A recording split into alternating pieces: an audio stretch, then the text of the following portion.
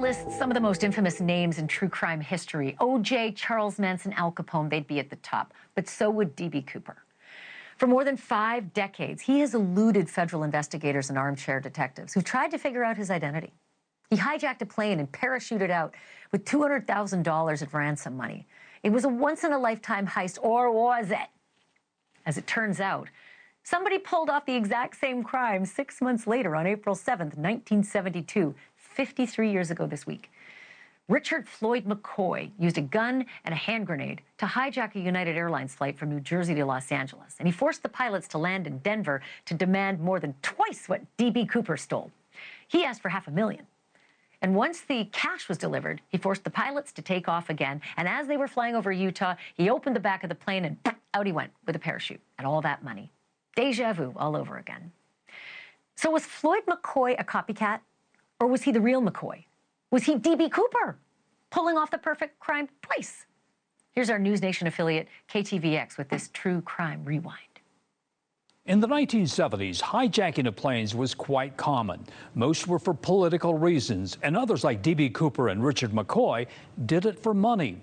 The FBI says one was a copycat of the other, or was it?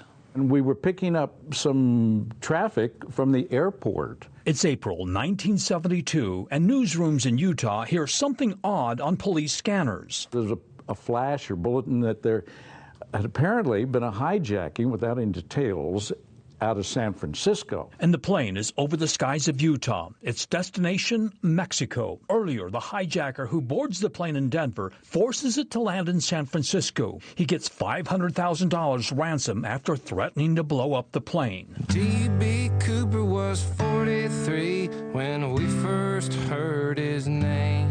It's similar to a hijacking 6 months earlier when D.B. Cooper threatens to blow up a plane in the Northwest unless he gets $200,000 in cash. He parachutes out of the plane with the money and is never seen again, and D.B. Cooper becomes a legend. It consistently is on the list of the top 5 crime mysteries. And as the United 727 reaches Utah County, news teams are glued to the police scanners. They hear the plane's back door coming down. They said the back door has been lowered, and it was somewhere over Salt Lake County or South Salt Lake County, where we're just wide-eyed. In Utah County, the hijacker parachutes out of the plane with $500,000, just like D.B. Cooper. And he was gone. All we heard was the passenger, the hijacker, is gone from the plane. And we're going, oh my gosh. The hijacker lands at a remote field near Springville. These days, it's a shopping center, and he's seen walking into Springville's High Spot Drive-In, orders a hamburger, and leaves. Back then, Pete Zimmerman was 16 years old and remembers a man asking for a ride. He said, you know, I really need a ride bad. I mean, would you consider, he says, it's right on the south side of Provo. It's not very far at all. You know, I could really use some help. Zimmerman gives in and drives the stranger to Provo. He recalls seeing strange lights over Utah Lake. I just made the comment, I wonder what those are. And he just piped right up. He says, oh, those are search flares. He says, I used to drop those in Nam.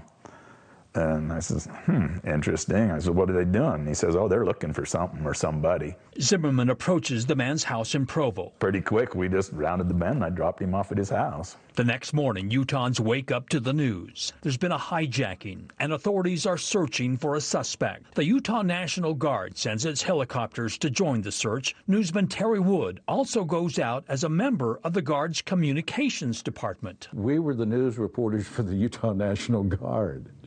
So we were out there shooting video, too. But the search is futile. Meanwhile, the FBI gets several calls, including one from Zimmerman. I gave the guy a ride home. I knew it right then. He just knew too much. This past November, McCoy's children announced that they found a parachute at their mother's house that looked just like DB's parachute. So was Floyd McCoy the real DB Cooper? It is awfully easy to jump to conclusions. Thanks for watching. Go to joinnn.com to find NewsNation on your screen. And don't forget to click the red subscribe button below to get more of NewsNation's fact-driven, unbiased coverage.